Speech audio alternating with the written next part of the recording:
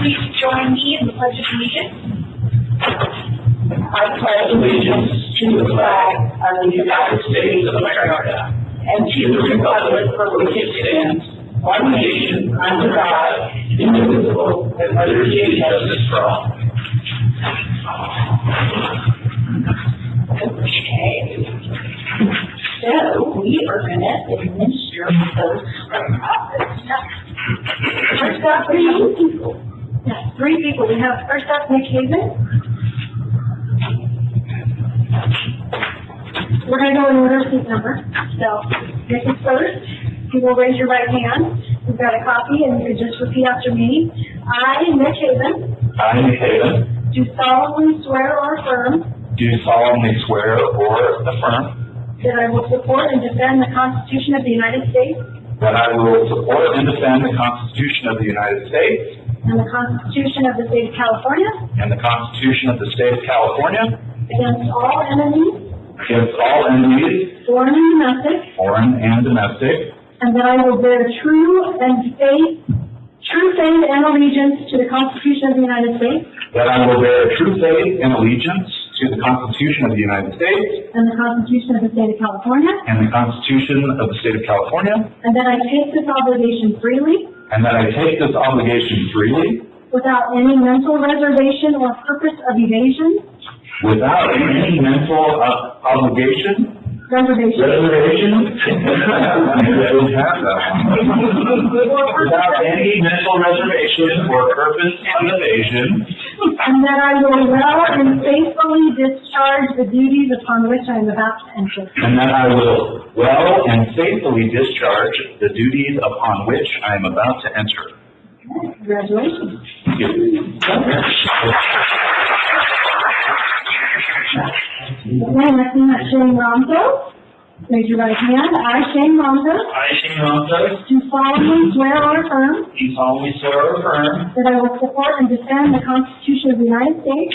That I will support and defend the Constitution of the United States. And the Constitution of the State of California. And the Constitution of the State of California. Against all enemies. Against all enemies.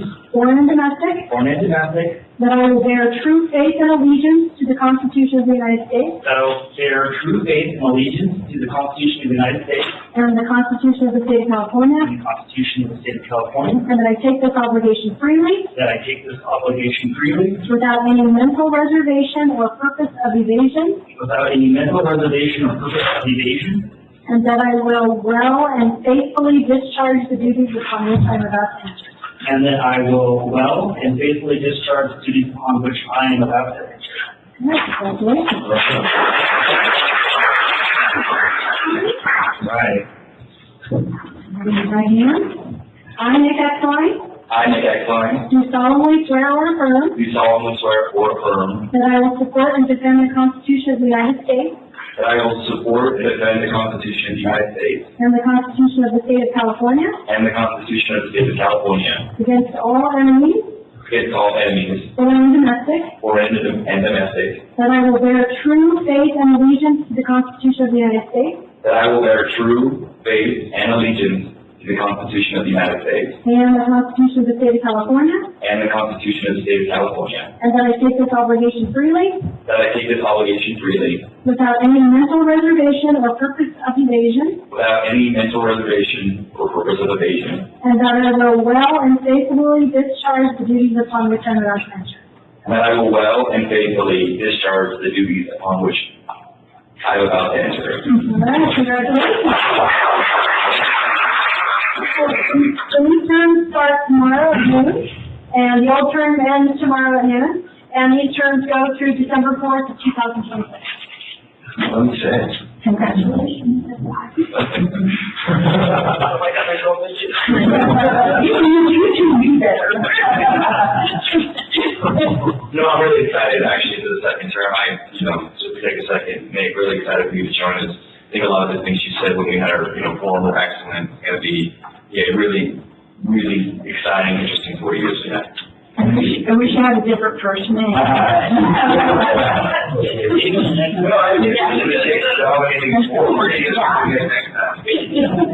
Just had a big word. All right. So, any comments from the audience?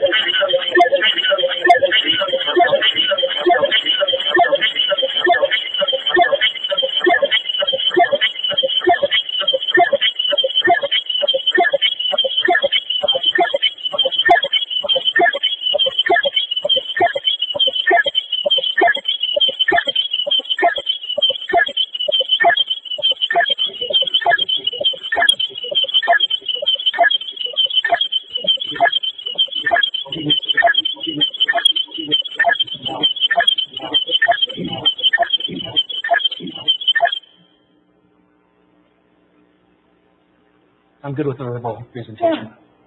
And she can, Erica can direct us to pages. Robert's right now. Go ahead, Erica.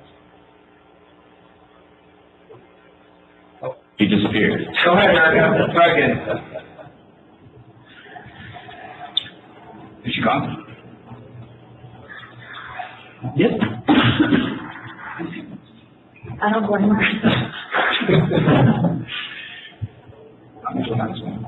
I know. You have to call back. Oh, we're still on. So she has to call back.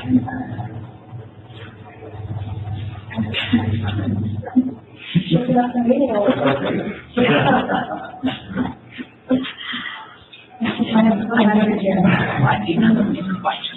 Yeah, right.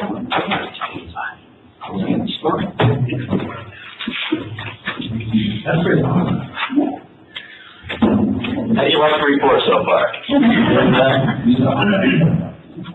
Oh, is she completely gone? This is her.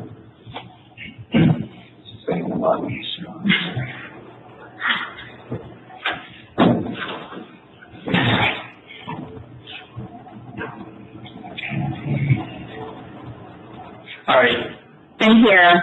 try it again. Okay. I apologize. Is it on my end, is it? No. It's something on our, Okay. if you want to reshare your screen. Oh, I guess it doesn't matter because you don't have a verbal presentation, but Paul can watch it. Yeah, I was gonna pull up the presentation. Okay, can you see the presentation? Just Paul. Just Paul? Yeah. Okay. So just go ahead. Yeah, please just Okay, go. okay. So again, I'll try to brief this up. Justin was the prior engagement partner. Just a little bit quick about myself. I've been in public accounting now for 19 years, 15 of those spent with MUN. I've actually worked with Justin my whole career, so glad to take this job over from him. So here's a report on the June 30th, 2022 audit results. And the first thing that we always want to communicate to the board and anybody reviewing this is that these are management's financial statements. They are responsible for the preparation and presentation of the financial statements. We then come in and provide an independent audit opinion as to whether or not those financial statements are being prepared in accordance with generally accepted accounting principles, and of course to ensure that there are no significant errors. Okay. So our audit process is usually split into two phases. We call one the interim phase, and then the second is the year-end phase.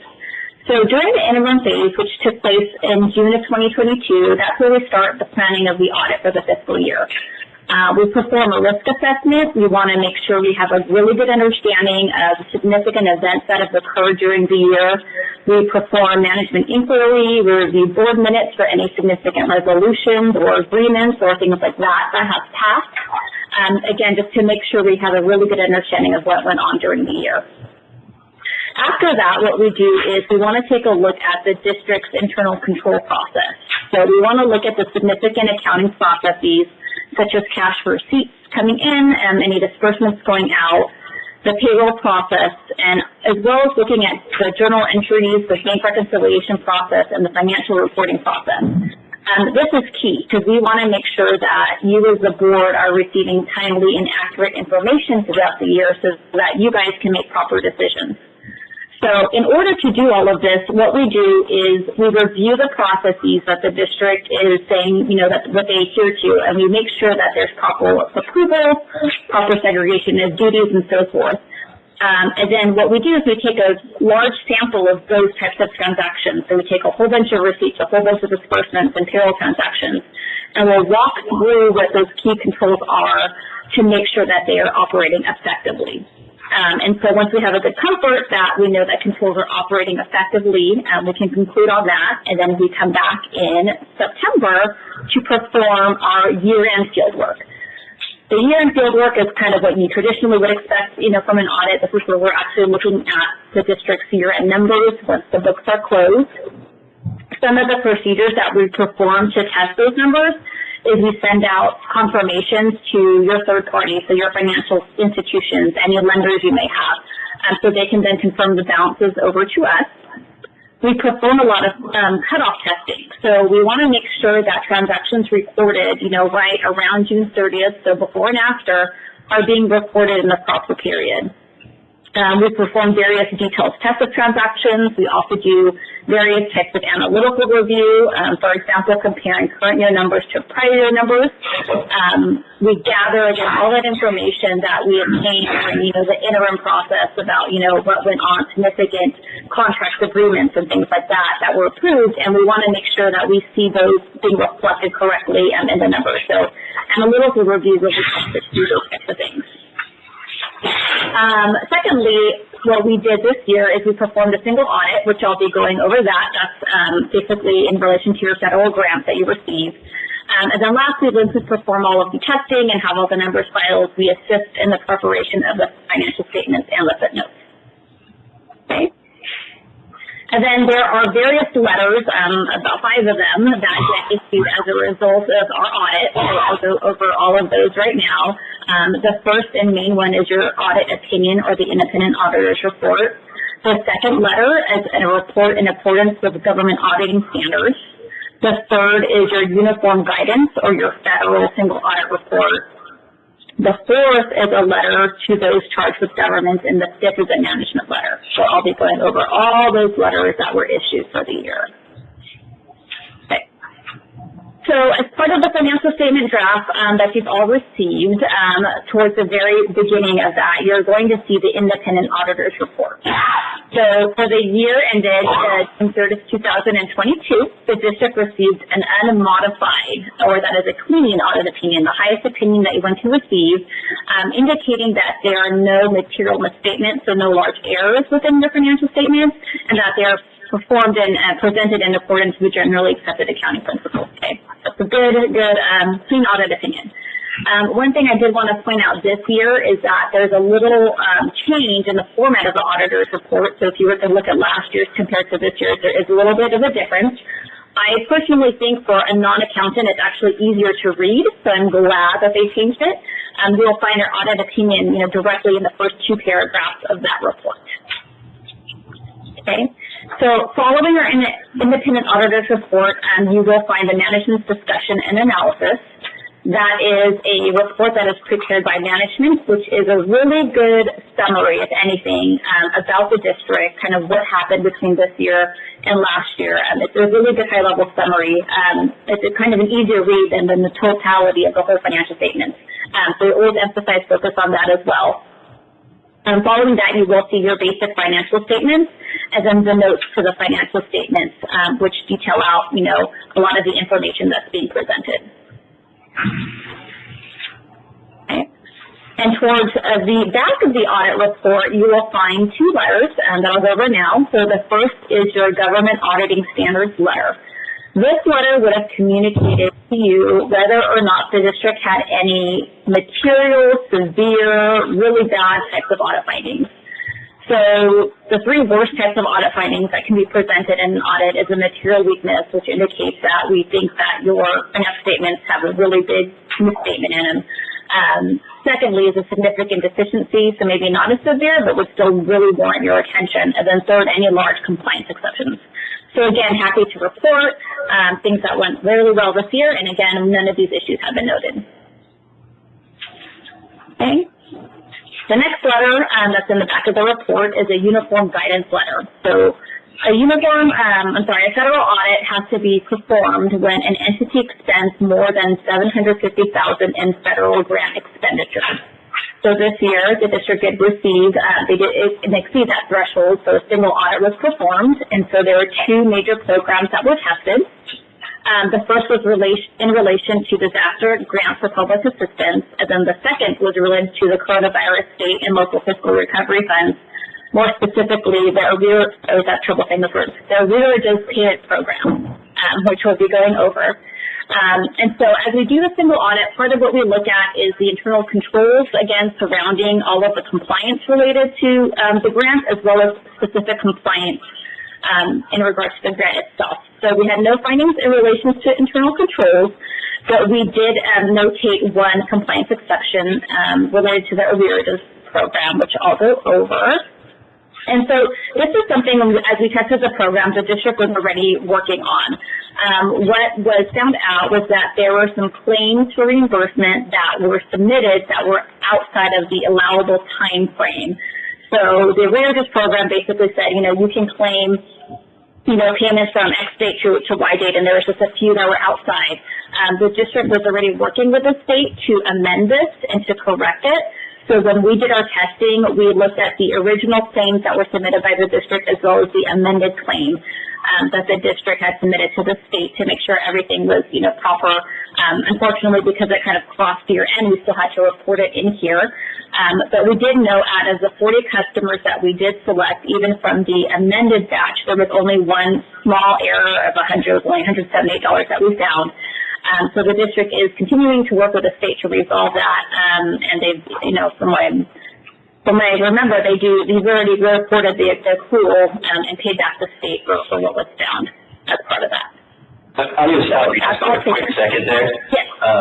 Just for the board's sake, you may be wondering why is $178 even worth talking about in an audit report, and it's because this portion of the audit, the federal single audit, is 100% compliance-based. There's no materiality levels chosen to determine what to test and not to test. It's all black and white, no shades of gray, so anything that's out of the ordinary has to be reported.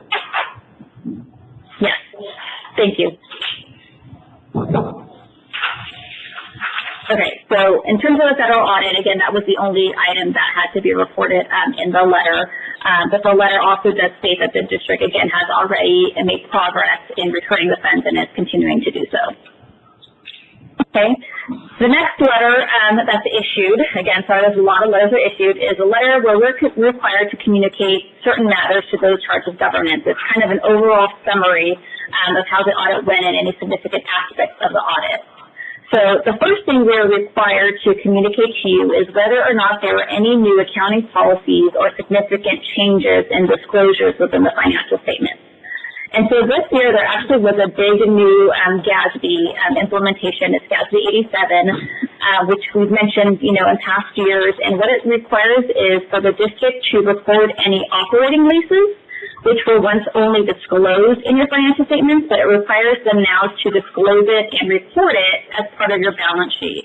So as an example, the district is the lessor for 2 leases, and now there is a lease receivable that's being reported on your books for all those future payments that the district is entitled to receive as part of that agreement. So there is a footnote as part of your financial statements that has been added to that to describe the details of that receivable and what those dollar amounts are. So that is the only significant change for the current year financial statement. And just a quick comment for the board. We only have 2 of those that we had to report, and they're actually our cell tower leases with Verizon and AT&T at this time. Yeah, there's a new GASB coming up in, I think it's 2 years, that something similar is going to happen with any type of subscription services that will have to be evaluated at that point. So, yes, correctly, for this kind of just the 2 leases that were being reported. Okay, and then the next item we're required to communicate to you are any accounting estimates that have been included in your financial statements. And the reason for that is merely because accounting statements include assumptions. So they're not black and white, concrete numbers. There is some assumptions related to that. So we want to make sure that we communicate those over to you. So the accounting estimates that are used in the district's financial statements include the allowance for doubtful accounts, the lease receivable, because that number has to be put through a present value calculation where there's an estimated discount rate. The depreciation of capital assets, and the net pension liability. The net pension liability is probably your biggest estimate. That's based on various types of actuarial assumptions, through PERS and whatnot. And so we look at these accounting estimates, all the different various assumptions that are put into them to make sure that they look reasonable and okay. Next, we're required to communicate to you whether or not there were any difficulties encountered in performing the audit or whether or not we had any disagreements with management, and we did not. Just want to take a quick moment here to thank Debbie and Greg and Paul and their team because they're very, very responsive with everything that we request. There's a lot that goes into an audit in terms of just preparation, audit schedules and questions and support that we request, and they're very thorough in what they provide us, and again just very timely with their responses. So no difficulties, and we really appreciate their support there. Last, we're also required to communicate to you if there were any audit adjustments. And so this year there were 2 smaller audit adjustments that we did report. One is in relation to the LACE balance. So there's a fair value adjustment that was just incorrectly reported, and so there was a small adjustment of about $11,000 to correct that. And then the second audit adjustment was in relation to the write-up of some receivables that were deemed uncollectible. Okay? And that one was for about $36,000. So a total of $57,000 in audit adjustments. And then the last letter that we issue is a management letter. The management letter is a letter where we would communicate to you any kind of minor recommendations for improvement, minor control findings, and nothing significant or severe. And this one just relates to the allowance. And usually when there's an adjustment, we have a corresponding management letter comment, just documenting if there was a finding. And so this one will focus just on that allowance. The district already does have a policy, and they do an assessment each year to make sure that allowance is appropriate. In this case, I think there were just two items that, when we did inquire about them, when looking at them, they did deem them to be uncollectible, so the district went ahead and wrote those off this year. Okay? So in summary, with all those letters I just went over, again, it was a good, clean audit. There was an unmodified opinion for June 3rd, 2022. We had no significant matters reported in relation to government auditing standards. One compliance exception that the district was already working on in relation to their arrearages program, a new GASB implementation this year, which, helped Paul and Greg helped us work through and making sure those adjustments were reported properly, and then just two small audit adjustments. So again, just want to thank SCPUD and your guys' team for helping us get through this audit, because it is really a collaborative process to get through all of this work. So thank you. Thank you. And that concludes, and I'm here again to answer any questions about the audit process or any of the audit reports that were issued. Do we have any questions or comments? I don't. Looks like there's no questions, Erica. Awesome. So thank you very much, and sorry about the technical difficulties. That's okay. I hope it all went through okay at the end of it. It did. Awesome. Thank you all. Okay. Thank you. If there are no questions, again, thank you, and I hope you guys have some good snow, some good weather, but nothing too bad. We did. Alrighty. Thank you, guys. All right, thank you. Okay. All right. Bye. And thank you, Paul and Debbie and Brad. I think this is what, 12th year I've heard basically the same thing from two different firms, so True. it's comforting.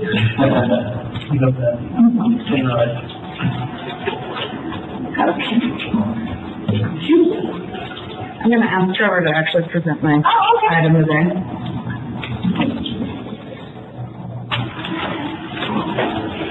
Good afternoon, for the posting engineer. Here to discuss the Pine Valley Ranch Facilities Emergency Repairs Project. We continue to be working out there. We just took a motor grader off rent. Chris, I think you were out last time, so I'll just give an update to the board, but also for your reference.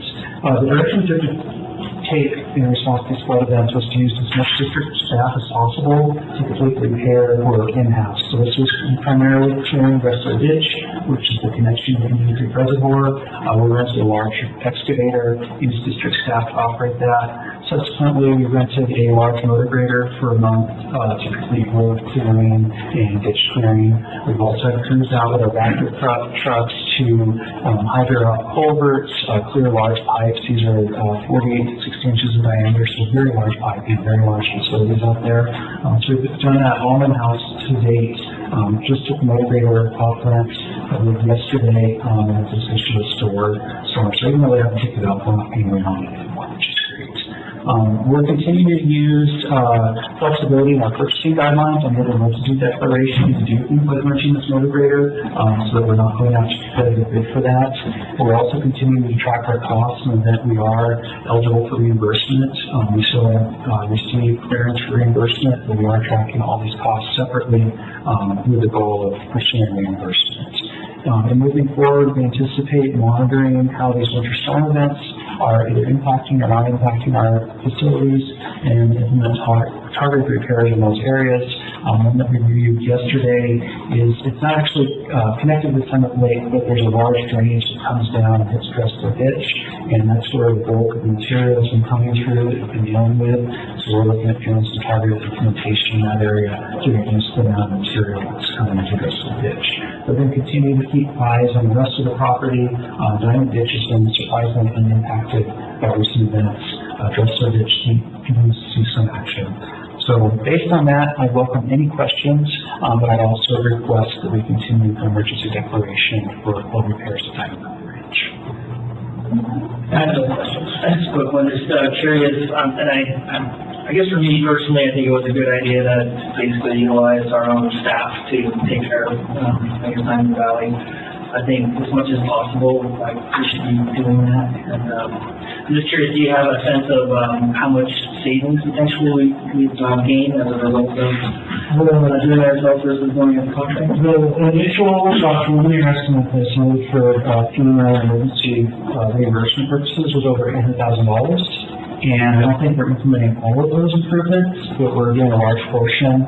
When we cleaned up Diamond Ditch using a contractor a year ago, it was just over $100,000. I'd say we've done at least double that work, so probably in the neighborhood of $200,000. We pull out some rentals, we'd probably save $150,000. So it is substantial, and hopefully we get some reimbursement. But again, because we're not confident, we haven't let contractors loose so someone else picks up the bill. Here's just one quick question. So what your goal was kind of at the onset of this project to kind of where you got before the, when the storm started to hit in regard to kind of the stability of the, the various different things you were looking to control. How did you kind of see what it went? Does that make sense? Correct. So my biggest concerns going into winter was we wanted to reopen these conveyances. We were seeing a lot of spillover on the roadways that could have really impacted our gravel roads out there. We could start seeing gravel road blowouts if these culvert pipes weren't cleared and if these ditches weren't reconnected. So I think that was the biggest concern, is that the existing damages and debris that we just need to get out of the way could snowball into further deterioration of our roads and loss of ditches. And when these ditches get clogged, they then look for a place to go over the bank, and then that can really lead to a loss of infrastructure, whether it's that one facility or something that can really like fences and roads and gates and other pipes. So from that standpoint, we're looking very stable. There's a couple key ones left that we've got the guys working on that need to get opened up. But we're in pretty good shape. These large storm events, if you recall, what started this all was back in August when we had two 50-year events hitting the wind scar, which really tore stuff up. And so from that baseline, both the watershed itself, just through what has sort of regrown and pine needles that have come down, has stabilized a bit, but we've also done a really good job of making structural improvements to protect what we have. We're not 100% back. We're looking at now adding some gravel to the roads where we've lost aggregate off those roads, things like that. So we're not all the way there. We're going to get them out of there.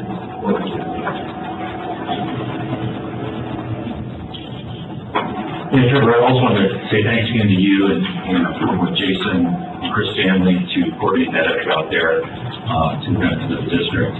And also, it's been about a little over a year since Jim Dillon's retirement, and engineering and Trevor in particular has really stepped up to help in that transition process. So, thank you. Yeah. Interesting work. Yeah. But could I request a board action? So I'm requesting that the board continue the emergency action to repair the Diamond Valley Range facilities for resolution number 3230-22. Move to approve. I'll second that. We have a motion and a second.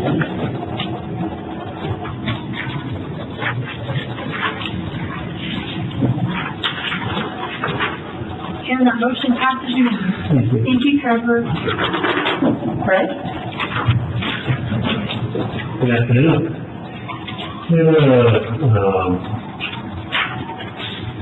Look at authorization of bid for one of my next construction projects next summer. This is the Most of the work will be at Lucapat Pump Station, which is a recyclable station, and on tank number 1. We spent the last couple of years on tank number 2.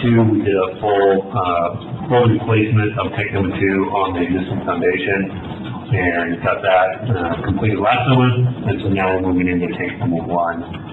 This is a 1 million gallon recyclable water storage tank. It was originally constructed when the pump station was constructed in the late 60s. It was replaced in 1991, and we haven't done any major rehabilitation since. And so this project will include completely stripping off the existing coating and relining the tank, as well as we did a structural assessment on it and came to the conclusion that we need to add some steel to the bottom 20 feet of the tank. That doesn't meet current seismic calculations. If we had a good event out there, we'd likely see what's kind of called an elephant's foot, where basically the water chasing up in there, that it kind of crushes the bottom of the tank and things that we could collapse. So part of this project will include adding basically a steel belt around the bottom 20 feet of the tank and weld that to the tank. And then that'll get recoated with the rest of the exterior of the tank. Some minor, structural repairs as we get into things on the inside. We expect to, we're seeing quite a bit of rust in there. We expect to do some structural repairs, but for the most part, it's going to be a recoating rehabilitation on this tank. Also, as part of this contract, we're going to include recoating the exterior of our Heavenly water tank, which is located right there near the Heavenly Cow base. Right at the top of the Bunny Hill there. And that's a 1 million gallon water tank that supplies water to kind of that whole area between Pioneer Trail and Heavenly Ski Hill. And so that tank we did a full rehab on the inside of in 2019, but due to weather we didn't get to the exterior of the tank. We ran into November, and so we're now getting back to getting the exterior coated and including that with this past job, since we'll have a coatings contract here. So kind of 3 items that I wrapped into one board item here. One is the authorization to bid this. We're looking at engineer's estimate of $1.3 million total for that. The second item is to do a notice of exemption for CEQA, that this is just a rehabilitation of an existing facility. And then the third item is because we're going to replace the safety climb equipment on the ladders that we sold brand that as a standardized item. So it's something that we already have standardized, and it's just gets your approval to include that as a sole branded in the specs. So, any questions?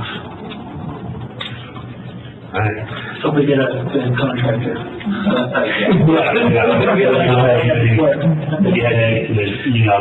scheduling part of it has been really good. So, we're going to try and get it here in the next couple of weeks, get on notice to proceed in January or February, and hopefully that gives them time to get all of that to the well before the weather gets nice and gets it down at the beginning of the summer. So. The action. Authorize staff to advertise for construction bids. Authorize staff to file a California Environmental Quality Act notice of exemption with the El Dorado County Clerk and State Clearinghouse, and approve the below named products to be listed without alternatives in the contract documents for the 2023 Luther Pass and Heavenly Tank Rehabilitation Project. So moved. Second. Okay, there's a motion and a second.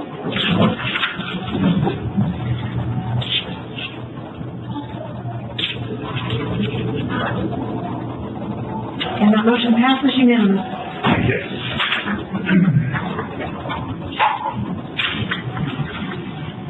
Everyone's back.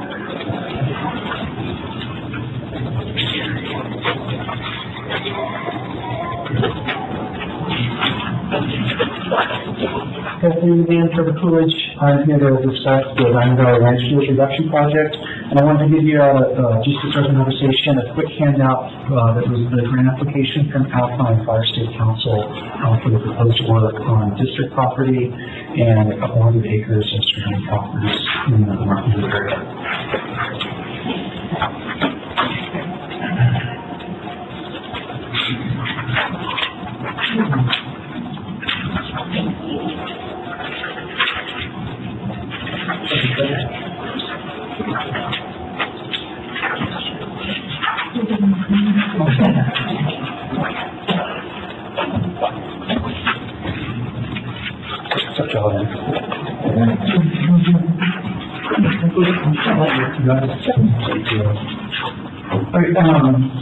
So what we're going to discuss today is late last year we were approached by the Alpine Fire State Council, which is a not-for-profit organization devoted to fire safety in the county of Alpine. They were formed in 2003. They do homeowner education. They work on grant opportunities like this. And following the Tamarack fire, there was a lot of money that came available in Alpine County. They were able to put together, this was the application that identified a number of properties for field reduction work, really focused on providing more defensible space. So if you go to the second last page, I'll show you the Diamond Valley Ranch property that we're talking about today. But I just wanted to provide an overview that this is in the context of a much larger field reduction project. You can see a summary of about 150 acres on the second page. So we're pretty excited to get approached by a partner in Alpine County. It's an area where we're trying to work on our relationships and become more prominent in the community. And so when Alpine Fire State Council approached and said, hey, there may be a grant opportunity, this will come at zero cost to the district. They'll handle the contracting, and they'll handle the CEQA work, they'll handle the actual implementation. There's a potential that we'll loan a staff member in a water truck just to keep the dust down while the work's going, but that's the extent of what we've committed to this project forward. Jason Rose, who's our acting supervisor for Diamond Valley Ranch, and I attended a community meeting at the end of August for this, the school in Woodford's, and it was very well attended, very well received by our neighbors. We had a number of our neighbors ranging from the school facilities head to just neighboring folks that had property along Snowshoe Thompson ditches and border the ranch. So we moved forward with Alpine Fire State Council. They submitted the CAL FIRE grant. They were successful in securing it. So at this point in time, we're looking to approve a real property access agreement. We used to call those right of entry agreements, but this one carries the weight of real property, and that's why it's an action item today.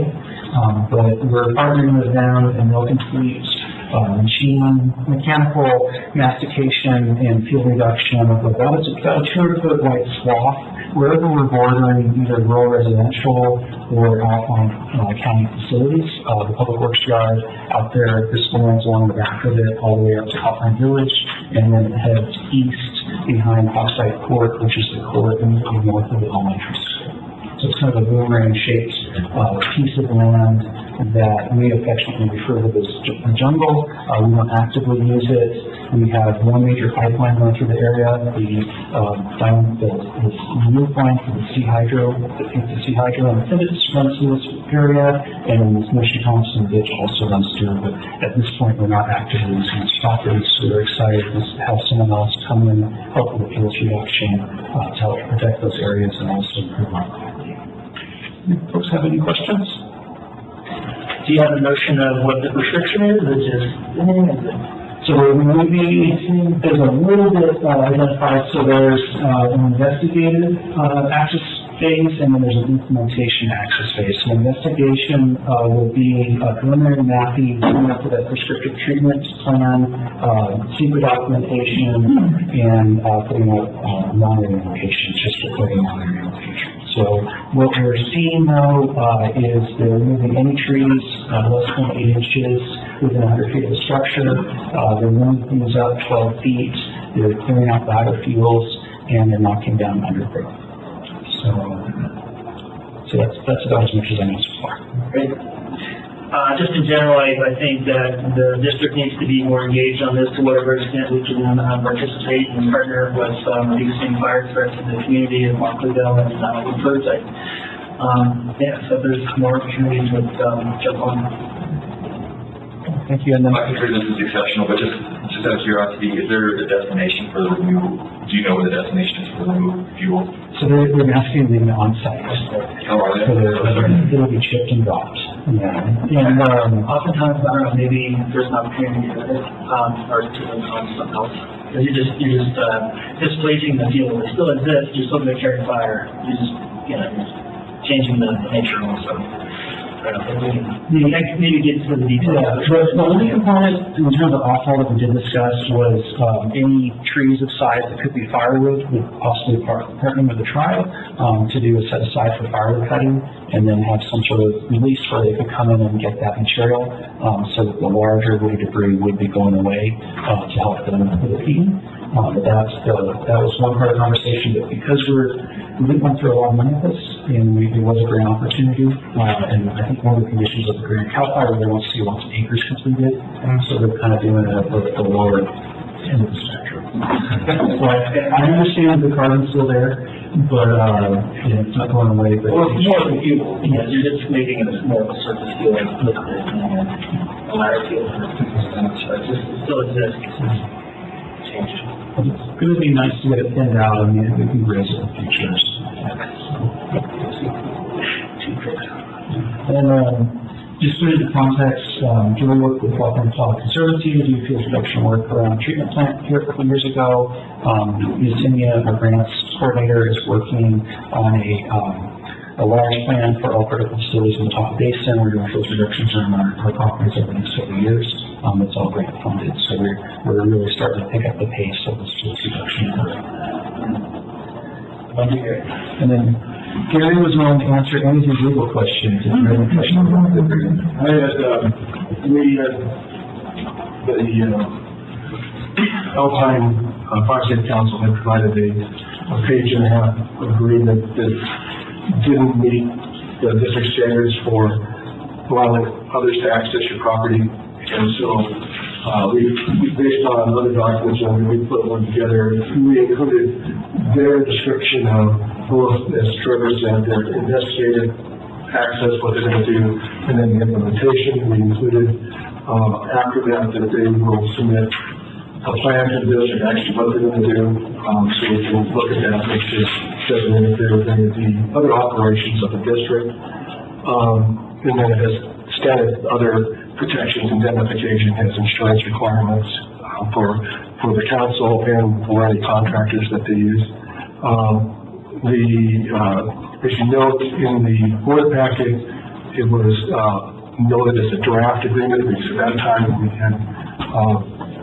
we rushed to get this put together, get on this agenda, and we had not had time to get feedback from the council based on this draft. And they had, so we provided it to them, and then we picked back a few comments from them, and so I wanted just to touch on those with you, so you know that the agreement is slightly modified, but not anything substantive. It originally had said 15 acres. When they responded back to us, they indicated it was more like 20 acres. So that's been changed.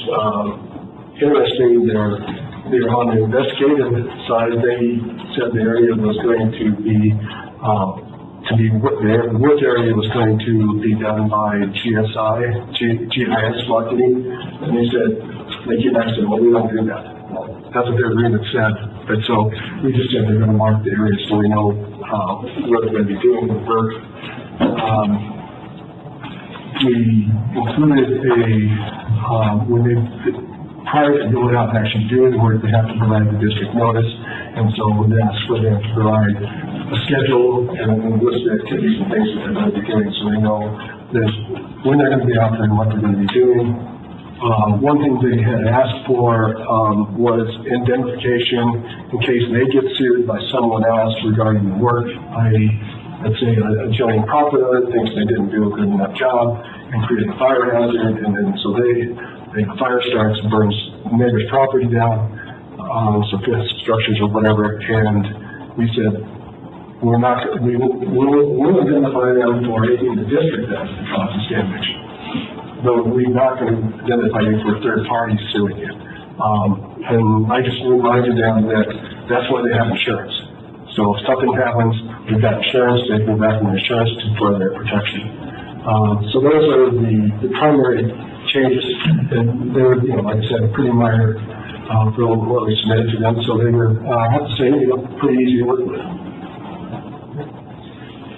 So quick on, so this is the L-shaped component of this map here, this is what we're looking at, that's the section that's gonna be permanent easy land. Is there any opportunity to do more? I mean, do we go deeper as far as the vegetation? I guess I'm not as familiar. We could go deeper. They were really worried about that kind of 200-foot wide swath. And so what we did, like that northernmost pond, that's exactly 200 feet. And then we see it starts to curve. That curve reflects an access road that's on the property. So they extended a little bit to the access road to use that as the buffer. We'll ask for more. And then do you anticipate any improvements to the road access, or do we need to do any improvements to that one's in not too bad shape, particularly the southern leg that runs from east to west. That was runs along the line that was put in by the most recent AD-HOC project for the roof line, so that one's fairly new. They are in this area a fair bit for the Snowshoe Thompson ditches, but I don't expect anything too major. Is there anything in the agreement that requires them to, I guess, repair the road if they beat the hell out of it? Yeah, if they damage the road, or they, whether it's the road or district property, they have the obligation to restore it. Just reflecting on the work that was done outside of Golden Bear there. Pretty big number on the trail system back there. Didn't look pretty, but just hopefully, Jason's on top of it and keep track of what's going on. And get some reports, pictures, and things like that to confirm that they're leaving it in good shape.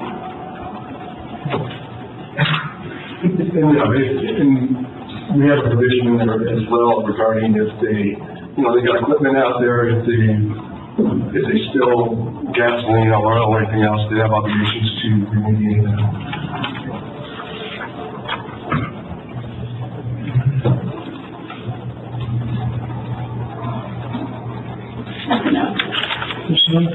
Further questions?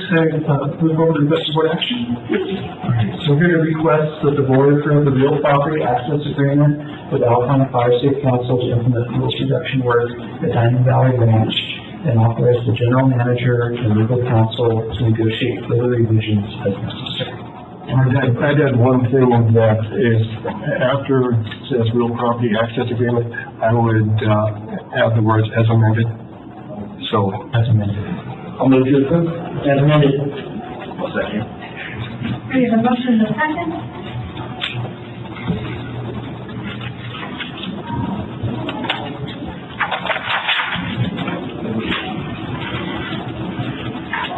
And the motion passes unanimously. Thank you. All right. Final day. I have a resolution on Chris's last day on the board, so. I'll read the resolution and it's in the request board action. I can tell you what it is.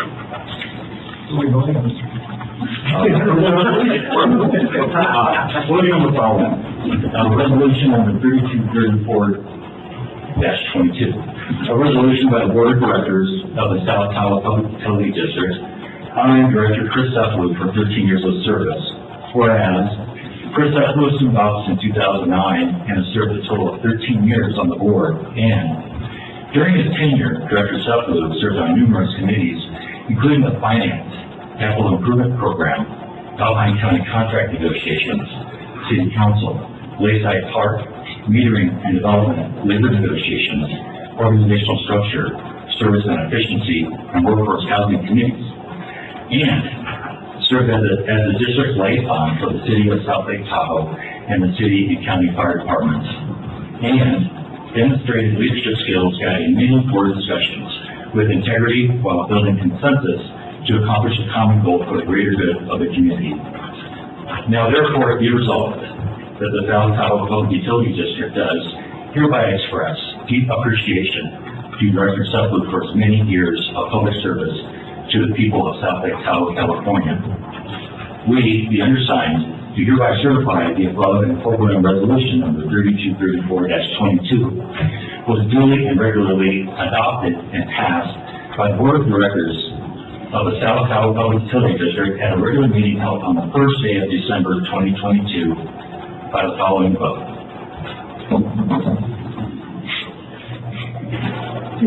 I need a motion. So the requested board action is to adopt resolution number 3234-22 in appreciation of Director Chris Sutherland. So moved. Second. Thank you. Now we have a motion and a second. So I vote on my own.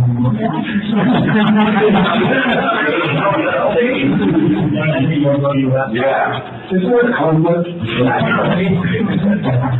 I just want to, if I can, just thank Chris for his time, and I've only served with him for 2 years, but the time that I have served with him, it's been a pleasure. I've always appreciated your frank and candid approach to board meetings, and we're going to miss you. Yes. Thank you, Shane. I appreciate it. I'm gonna miss you as well. Thank you. I like your stuff. No, I think, yeah, just to kind of add on to that, I think, you know, pretty obvious, Chris and I would disagree on things, but I think one of the things that, like, coming in where I really appreciated was there was always just a mutual respect, and I think I learned a lot from Chris, and I took his thoughts and his considerations, his viewpoint very seriously, and many times it altered what I thought the outcome should be. And so I think that the convergence of those different views was a really awesome thing, and I'm really glad to spend the time with you and, you know, learned a lot from the things you brought, so it's really appreciated. Thank you, Nick. I enjoyed our healthy discussions. Enjoy a good debate about everything. So I do appreciate that. I've known Nick a long time. He'll do a good job. He's got shoes to fill. Agencies, because he's been at all of them except this one, so now. Then let's leave them out.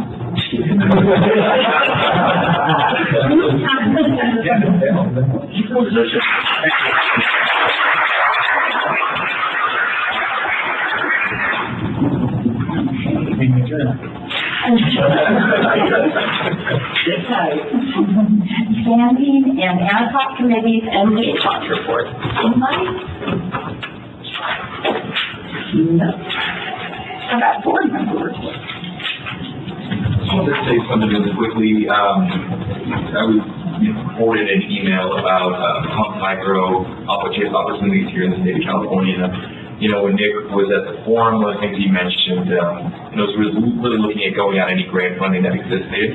And so I don't know if any grant funding does exist, and machines can have the same funds, but the idea is when pump micro where it exists in the state now, and any potential funds, especially if you look at couple with solar, battery. I'm going to say battery and everything, so you know. So just wanted to kind of throw that into space as we continue to entertain conversations, because I think they got a lot of good points and, you know, really look to capture those dollars. So, and of course, I got forwarded anything else, so I brought it up. Mr. Robinson, anything? Sorry. I have nothing. Yeah. Do you have any parting words for us?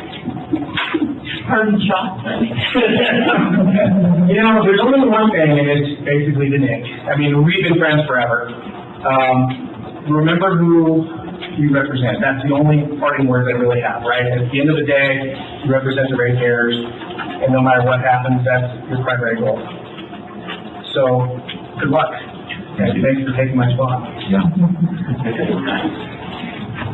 Okay. Underwater Water Agency Purveyor report. So Dave's not here. Did you attend the meeting or? Nothing new since our last. Yeah, that's good. Okay. And staff and attorney reports. You're up, John. All right. Got some updates. Start with the usual on staffing.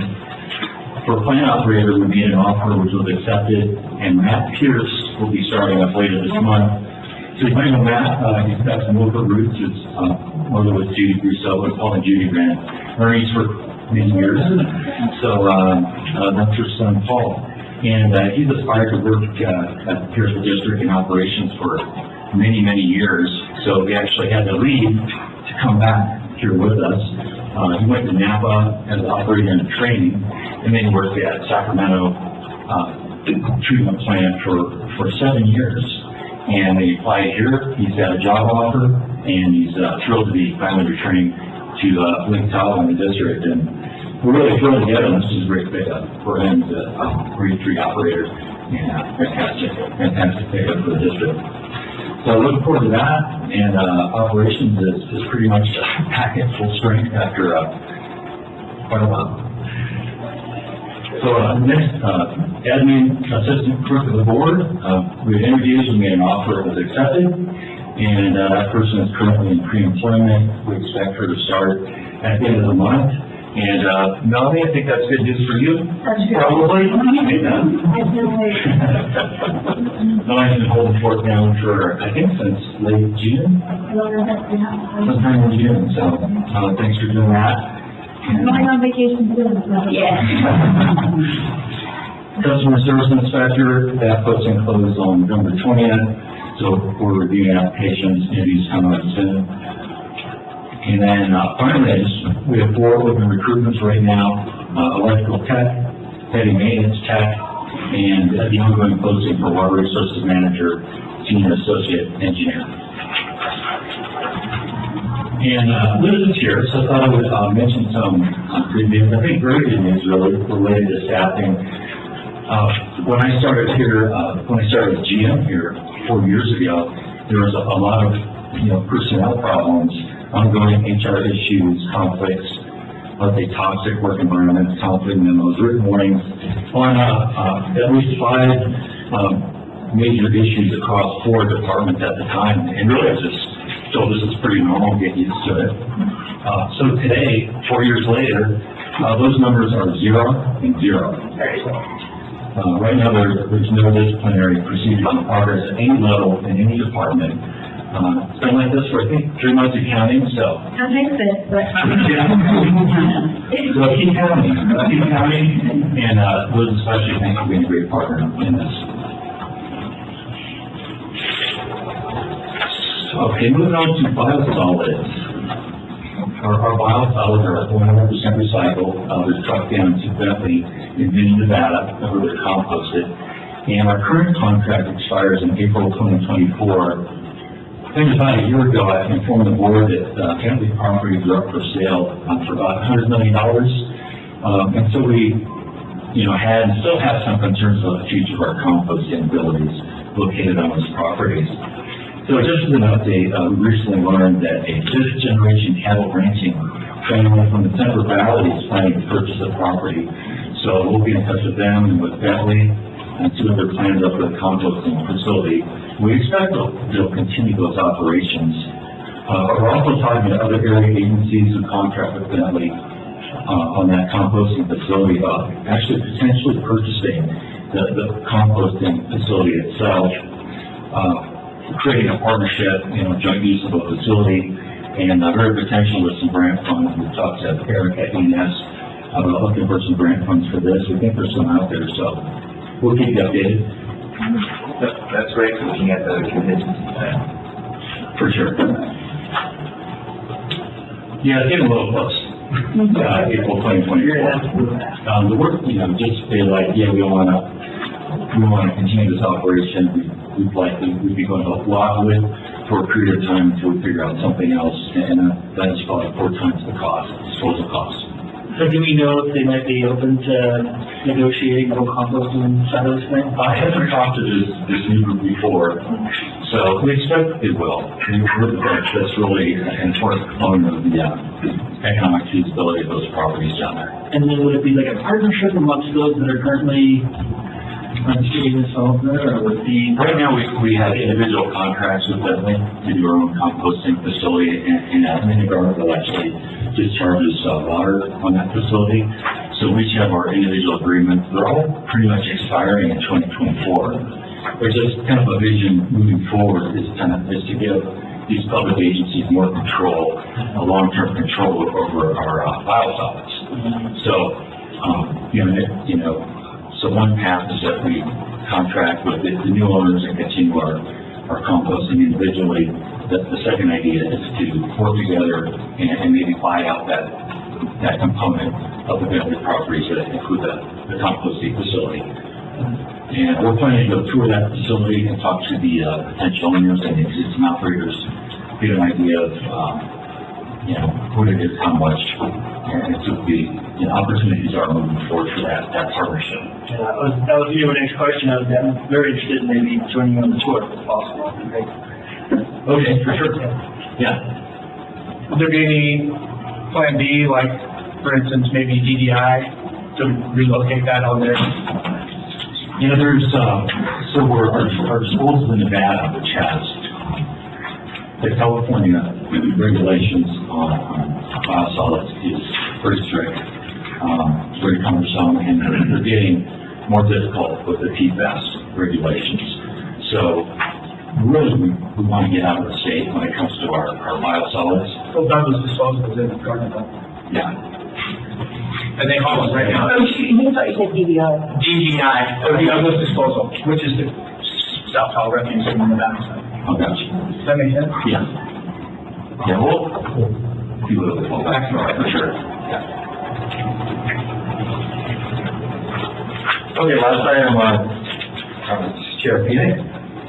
So, you probably heard the Chair Pena, the new Executive Director, Julie Reagan.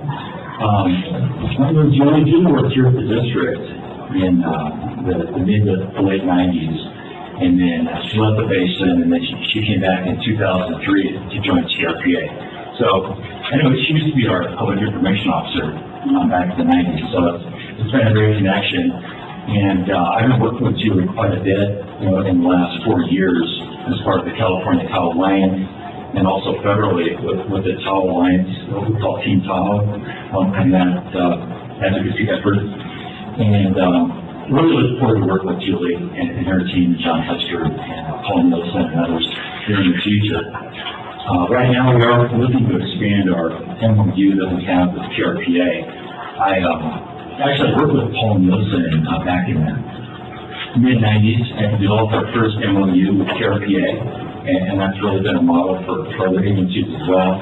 But that MOU really allows the district to do some of a lot of our more basic projects, like water line installation, hydrant installations. Most of our projects, we don't have, major grading outside of the right-of-way, for example. We don't have a lot of coverage implications. Those are all permitted very easily under the MOU that we have with TRPA. So it's been a great tool for us. We've probably implemented 100 projects, constructed 100 projects or more since that MOU was developed. So it really streamlines the permitting processes and saves a lot of time, district time and TRPA time. So it's been a win-win. But right now, I'm looking to expand that MOU so we can do more work outside of the grading season, like install new hydrants, like the city hydrants, and do some additional valve work in the streets just to make our crews more productive in the off-season. So, I hope for that, and we'll get that through. And that's my report for today. Thank you, John. So you see the past and future meetings and events. And you have closed session today.